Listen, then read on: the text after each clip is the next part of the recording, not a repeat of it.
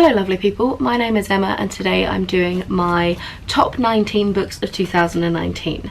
So last year I did a whole mini series of various favourites of 2018. I did my top 8 of 2018 in a whole bunch of different categories, and this year I sat down looking through all the books I read and realised I didn't want to break them down in that way.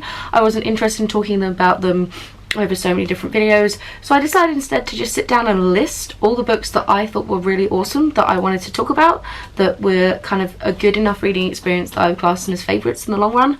And as it so happened, I hit the number 19 quite satisfyingly towards once we got to the end of December, so I decided it was a sign from the gods to just leave it at that and to do a fairly simple video idea. Because I am talking about 19 books today, it means it is going to be a long one, and I've decided to go chronologically through the year in the order that I read them, for two reasons. One, again, I have no energy to start pulling things apart and looking at stats and working out what genre was my most popular, etc, etc. I know a lot of people are doing that this year, and as much as I really enjoy watching those videos, I have no desire to rip apart my own reading in that way. I'm just not feeling that right now. So I just want to go chronologically because it's really easy.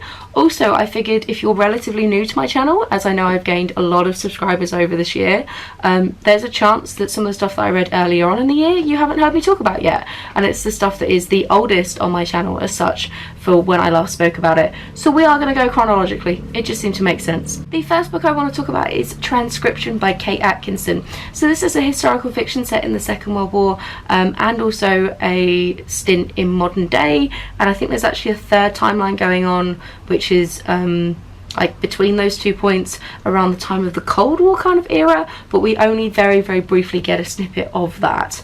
It's mainly focused on our main character, who is one of the women who is acting as a receptionist transcriptionist for a bunch of espionage that is going on. She kind of has two separate different activities or cases that she's working on at once.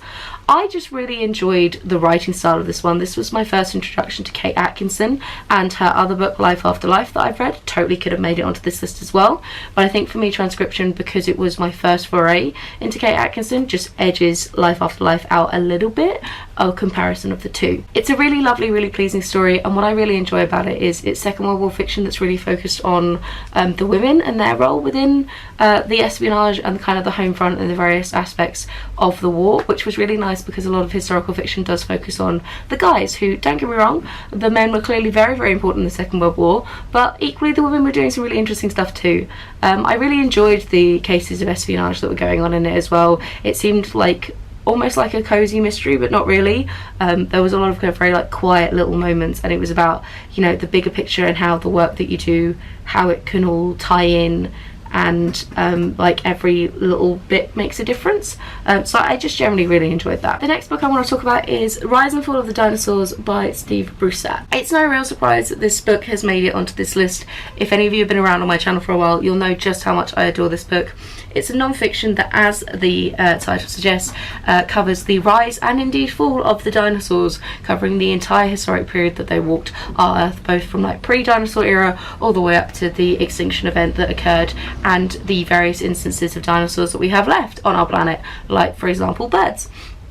I really love Steve Brusatte's writing style. It's really accessible, even if you haven't read a crazy amount about dinosaurs. I think the science is very well explained, covers a huge range of different scientific methods that are used in paleontology. And what I really enjoyed as well was all sorts of little asides that Steve had about the various scientists who had made these discoveries along the way, and how the rise of fame of paleontology as a field related to things like the Jurassic Park franchise and various stuff like that, how it has kind of increased and decreased in popularity over the years as well. It's really well written and lovely. The only thing I really wish is that there were a few more images in it to help us picture how the dinosaurs were, and maybe some suggestions on how to pronounce them, because there was a whole bunch that I was reading about that I'd never seen written down, and then once I actually tried to sound them out, I realised that I did actually know a bit about this breed already because of the various documentaries I've watched in the past. Then probably the most surprising one on my list of the entire year is It's True by Kurt Angle. This was actually part of a reading challenge that I did with my partner where we swapped TBRs, and this is the book that he probably most reread as a kid. It's an autobiography from the wrestler Kurt Angle, who was both very prolific in the amateur wrestling world. He went on to win, I think, 2 gold medals at the Olympics, as well as obviously a bunch of wrestling titles, but then he moved into the pro wrestling world with WWE and the whole side of that. This book covers his rise, his early years training, that transition between, and it's just one of the most thoughtful and interesting autobiographies I've read in a really, really long time. I generally don't enjoy sports biographies because I often feel like they're a cash grab, and the person writing them, and let's be entirely honest, the ghostwriter who's actually writing them, has very little that's informative and interesting to say about the wider sport as a whole. It really is just a blow-by-blow account of their life, which doesn't interest me. Whereas Kurt Angle has some really, really interesting commentary on training, funding, the way that amateur wrestling works, the way that pro wrestling works, its rise in the industry, etc, etc, the transition it was for him moving across, what it was like to be an athlete compared to a bit more of like an entertainer. The whole thing was absolutely fascinating, and I really respected Kurt Angle's work ethic and message that he had in the whole book. And this is coming from someone who has literally never watched wrestling in her life, whether it be pro or amateur. I know nothing, and I got so much from this as a reading experience. It was really fascinating and fantastic, and I stayed up till like 2 a.m. to finish this, so that tells you something about the quality of writing here. Moving right along, we have 3 non-fiction in a row that was not planned at all, but it looks like I just had a bit of a non-fiction spurt at the beginning of last year. We now have It's All a Game by Tristan Donovan. This is a short history of board games and is just so informative and fun and interesting. I am someone who really likes board games, but I think you probably get a lot out of this even if you weren't an avid board game player, because it goes right back to some of the earliest instances of board games that we know historically, as well as things like very iconic games like chess and how it's evolved over the various centuries that it's been played, and how that links with like various political changes happening at the time, like the Queen piece becoming more powerful right at the time where various queens were coming into power is really, really cool and interesting. It's also looking at like the way that we use board games to explore like what is culturally significant at the time, and like just the various kind of little case studies in it are so cool and interesting. Like Monopoly was originally called like the landlord's game, and it's supposed to be a scathing indictment of capitalism and how cruel it is to be a landlord, and obviously it's now been like warped and twisted and changed to the game that we know and I wouldn't say love personally. I hate Monopoly, but we know and play today. So genuinely very interesting. Tristan Donovan has a wonderful writing style, and it's just such a fun, cool dive into a very niche topic, which is what I adore in non-fiction. Just give me something super niche, super nerdy, and then let's cover all the history and social and cultural stuff to do with it, because it's really fun to see how interconnected these things are. The next book I have to talk about is a sequel. This is actually book 3 of Marie Brennan's Lady Trent series. I read book 2 and 3 in 2019, and both of them could have made it onto this list, but I did enjoy this one a fraction more. So the Lady Trent series, I always describe it as like, it's like a alternative universe Victorian England where dragons exist, and there's a wonderful lady explorer who's like if David Attenborough were in a Victorian lady's body, and she's going off to find out about dragons and basically like ignore all of society's expectations and be like, yo, screw you and your husbands, I'm gonna go find me some dragons. She's amazing and so much fun, and I really enjoyed over book 2 and 3 watching her grow and evolve as a dragon expert in her own right, and watching her interact with some of the politics around the various cultures that she saw as she was going through the world. I love how detailed the books are. I think Marie Brennan does a really good job of putting together a very convincing world building that really layers in the scientific ideas behind these dragons, so that you do really feel like they are animals within their own right in this world rather than a form of mythology, and it reads more like somebody going to explore maybe some very rare big game, like big cat kind of expedition that we were trying to learn about, rather than dragons strictly themselves, but it has just enough of that mythology to keep it really fun and interesting.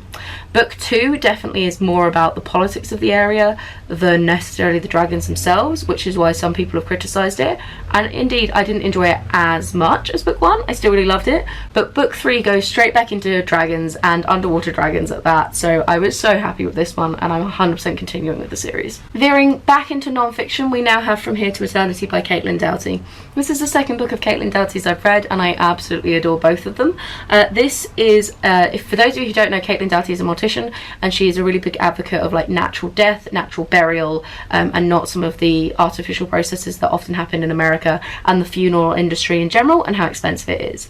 Her first book is like her autobiography, which is The Smoke Gets in Your Eyes, and I read it a couple of years ago now. This one instead is actually like a traveling the world to find a good death, is what it says on the front, and it's her traveling the world to look at various different cultures and how they interact and deal with death and the various funeral rites and funeral customs within the world.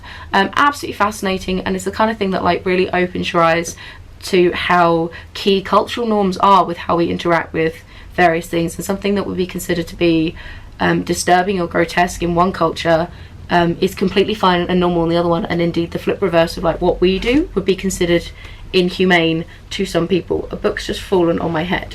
How dare you, Lady Trent? I'm talking about death. It's a very serious subject. You stay there. Caitlin Doughty approaches it with her lovely blend of respect and sincerity, but also real humour and real like honesty and frankness underneath there. And I love her writing so much, and I think this is so amazing. If you're into anthropology in the slightest, you should definitely read this. And actually, to be honest, I think most people should read it, because she is 100% right that we do not have a healthy relationship in the Western society and Western world with death. And to be able to think about these things a bit more and to be able to talk more openly and frankly about it would definitely be a good thing, I think, in the long run. And now I'm going to talk about the Book of M by Peng Sheperd. This is kind of a magical realism, slight dystopian fiction book set in a world where people start to lose their shadows, and once they do, they start to lose their memories, and indeed then their grip on reality. And I mean that in a very, very literal sense of once they start to lose their memories, the way that they remember the world to be starts to be mimicked in reality, even if it isn't actually true to the real world. So for example, if I started having it and I remembered my partner leaving the house today wearing a long black coat, even though he doesn't own one of them, if I like misremember it in that way because I'm starting to lose my memory properly, then he'll suddenly be wearing a long black coat and it'll actually become a reality. It's a wonderful look at how a couple of different survivors end up dealing with this. One of them loses her shadow and has to make the decision of whether she's going to stay with a partner or not, and then there's a whole discussion towards the end of the book about memory and personhood and identity and what we need to keep about ourselves to still remain true to ourselves. So I have a whole like recommendations video about this book and a couple of other ones on this list, because I really enjoyed a lot of them about the idea of memory, identity and personhood, so I'll link that down below. And I also have a separate review of this book, so I'll link that down below. In fact, wherever is relevant, wherever I've like separately reviewed any of these books, I will link them down below, so feel free to check that out if you want more like detailed versions of my thoughts on any of these. The next book I read was Bluff by Michael Kardos. This was a contemporary fiction, probably the only contemporary on this list. I really don't read much contemporary, but it was about a magician who mainly does card tricks, and she's been out of work for ages, is a bit down and out. She gets approached by somebody to try and do a bit of a heist at like a high stakes private poker game where they're supposed to be doing like a switch with the cards, because it turns out magicians are pretty good at cheating at poker, and then it becomes a real game of cat and mouse as to who has the upper hand, who has the best hand, and who's going to be playing who. I just found this so fascinating and cool. There were some really, really awesome twists in it that I didn't see coming. I loved the characters. I thought that they were very compelling. I also really enjoyed the sheer amount of information about both magic and poker that we get in this. Like I've said on this channel so many times before, I'm a massive nerd, and if I can find a way to learn about a whole new area that I don't know anything about, whilst also enjoying a really good fun fiction book, I'm totally here for it. And this ticked all those boxes for me. Bluff is such a lovely, light-hearted read, but it's good, like jam-packed full with info about both the magic world and the poker world. It was just awesome. Like there was no way it wasn't going to be a favourite. Then I have a little bit of a shock surprise one, and I think the first classic on this list, and that's The Beetle by Richard Marsh. This was picked up exclusively for its cover and the fact that I'm collecting the Penguin Digital Library paperbacks, and it turned out to be one of the best reads of the entire year. The Beetle was written the same year as Dracula, and honestly is doing a very similar thing, but I think doing it 1,000 times better in really fewer pages. So The Beetle was doing a very similar thing storyline wise to Dracula in terms of like our big bad that comes from a different country that is all mythical, somebody's involved that they know nothing about it, there's a damsel in distress, etc, etc. But this time it's drawing inspiration from Egyptian myth, and has like a mummy-esque type creature that is the beetle, that's linked to like a scarab beetle, and for me it's just so much creepier and freakier and more intense than Dracula. in so many different ways, and I really found it more accessible and easier to read. Now don't get me wrong, I read Dracula in 2019 as well and really enjoyed it. It's a good book, but I just think this one does everything that Dracula's doing so much better, and it's really such a shame that this wasn't picked up and made popular around the same time as Dracula in terms of like that longevity, because actually think about it, rather than having vampire myths, everything could have been based in like mummy Egyptology terms, and I think that would have been well cool. All these paranormal romances with like Beetle people, I miss it. I wish we had that. But yeah, I would really recommend this if you're somebody who's into classics, or indeed somebody who likes kind of horror based books and is looking to try and get into classics, because I think you'll really appreciate the freaky tension building of this book. It is horrifying in places. The next one I want to talk about is H.G. Wells, specifically The Time Machine, but honestly any of the H.G. Wells I read this year, all 4 of them totally could have made it onto this list. The reason I picked The Time Machine specifically was it was the first one I read, so it really opened the door for me to how much I really enjoy H.G. Wells writing, and I found the biological elements of this in terms of his descriptions of the species of the Morlocks and the future so compelling and freaky. It was honestly amazing. So The Time Machine is, like I said, a classic. It's one of the earliest instances of time travel via a machine that we have in literature, and the idea is that this gentleman goes so far into the future that humanity is kind of split into 2 races. The Morlocks that live underground, who have trouble seeing, and basically they like harvest what would have been the rich, and they've now like pushed them into leading these very cushy, almost like cattle-led lives. I'm trying to remember what they were called. That's it, the Eloi, and the Morlocks come up at night and basically try and eat them. It's super freaky, super spooky, and so much fun, and it's really lovely to see some of those like very early tropes that we then start to know and love in other Time Machine based literature afterwards. So much fun, and again, like I said, this is a placeholder for all of the H.G. Wells I read, because I enjoyed literally all of it so much this year. Next book is Rumo of Hi, Walter Moers. This was the longest read book I read all year, and I absolutely adored it. It's really no surprise, again, on this channel, it's a well-documented fact, I adore Walter Moers. Walter Moers specialises in absurdist fantasy, similar to like Terry Pratchett, Neil Gaiman, Tom Holt, people like that, but in my humble opinion he does all of what those guys do so much freaking better. So if you like Terry Pratchett, stop sleeping on Walter Moers, go out and read his books. This is technically book 2 of his Zamonia world series, but similar to Terry Pratchett, they are standalones existing within the same universe. This one focuses on Rumo, who is a Wolperting, which basically means a fighting dog that has a lot of humanoid characteristics. And it's about him to find his roots and then essentially ending up in an epic battle in hell. It's really good fun, has so many cool characters, and does a wonderful thing that Walter Moers is so good at doing, where the first third of it kind of really meanders off in weird directions. You bump into lots of characters and you spend an absurd amount of time seemingly off topic, and then it all becomes relevant as we come back round at the end, and everything that seemed like a throwaway thing at the beginning, it's almost like Chekhov's gun. If it's like there's Chekhov's weird tiny machine that shrinks you down and means that you can go inside another person's body, we're going to use that at the end. Spoiler alert, I guess. So yeah, I love Walter Moers. I think his writing is so damn good. Another one that I absolutely loved this year is The Bell Jar by Sylvia Plath. This again is another classic, probably classed as a modern classic, and it is the story of a young woman who kind of descends slightly into madness and ends up checking herself into a mental institution. It was such a strong, powerful, amazing read, and not a crazy amount happens in it, if I'm entirely honest, unless I'm misremembering it. But like, I just was so compelled by Sylvia Plath's writing style, and I listened to it in an audiobook, and it was just such a wonderful experience as a way of like consuming this book. It was just so enjoyable, and I really struggled to put my finger on exactly what, beyond I just really liked the way that she writes. I liked the way that the sentences flowed, and I just thought it was a beautiful book, so I really recommend it. Potentially the shortest on my list is Mem by Bethany C Morrow. This is a novella which again is looking at that like personhood identity idea, and it's a speculative fiction where we live in a world where you can have your negative memories removed, but when you do, they physically manifest as a representation of you in that moment in time, and they're trapped to relive that bad memory over and over again until they kind of dissipate and fade. However, the story focuses on this memory who doesn't fade and instead is able to form memories of her own, and it becomes a whole long discussion as to whether she counts as a human being or not, and whether she counts as a person or not. Like I say, it's a novella, so plot is probably being a bit charitable to it. It's more like a series of discussions and vignettes and events and instances around this particular character that discuss whether she does count as a human being or not.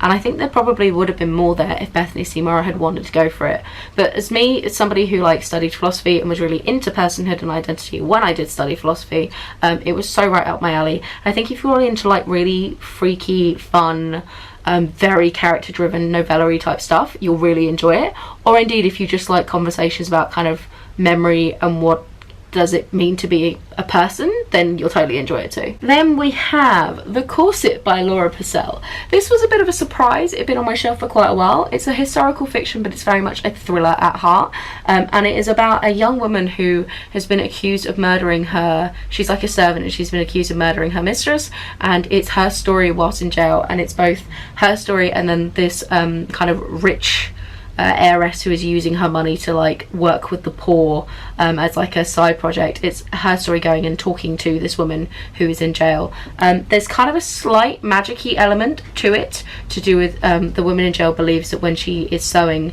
she has the ability to like sew her energies and emotions into the clothing itself, and it's just really fun as an exploration. I enjoyed so many of like both the main characters so much, and for me, I feel like historical fiction, I really enjoy thrillers when they are in the historical fiction format. I love that kind of like Victorian era where science really hasn't progressed enough to be able to do anything forensic, and it's all just like hearsay and talking, and it's so much fun. Again, I listened to this on audiobook, so strong, narration was amazing, and I just massively enjoyed Laura Purcell's writing style. It was a perfect blend of like a little bit of history, a little bit of thrillery stuff, a little bit of potential magic, not too sure what's going on there, just perfect blend of everything. Plus the cover's stunning. Like, how can you not like that book? Potentially the last classic to talk about in this list is The Tenant of Wildfell Hall by Anne Bronte. So this is a lovely little classic. I say little, it's actually quite big, and this is a tale of marital cruelty, and was it's from Anne Bronte, who is one of the Bronte sisters but probably the least well known of the three.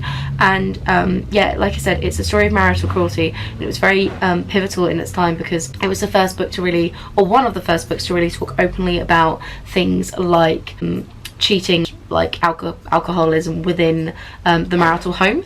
And just, I absolutely adored the main character in this book, Helen, that's her name. Helen was just such a like badass, take no prisoners, not gonna deal with any of your shit kind of a character, and I appreciated her just level of like exasperation with men in general throughout the entire book, and it was such a wonderful reading experience. It's the kind of book that I needed to like really sit and like settle down with. I needed to kind of spend a solid half an hour getting into the structure of it, so I wouldn't say it's one that you can dip in and out of. I actually saved this for holidays so that I could just sit and blitz it over like 2 days, because I think because it is a classic from obviously an older time period, the writing was a little bit clunky to get into, and it is quite slow to get started, but once we got into it, I enjoyed it so much. The next book I have to talk about is The Five by Hallie Rubenhold, and this is an absolutely iconic non-fiction book that literally everyone should read. It is a tale of the 5 women that Jack the Ripper killed, and more specifically it is about their lives, not the murder by Jack the Ripper, because the whole point to this book is it is talking about the sensationalization of crimes, very much starting with the Jack the Ripper, but the way that that set the tone for like our culture and society, and the fact that the emphasis is always put on the killer, not on the victims, and in doing so they just become like statistics. So it's a really fascinating look at their lives and what they were like as women.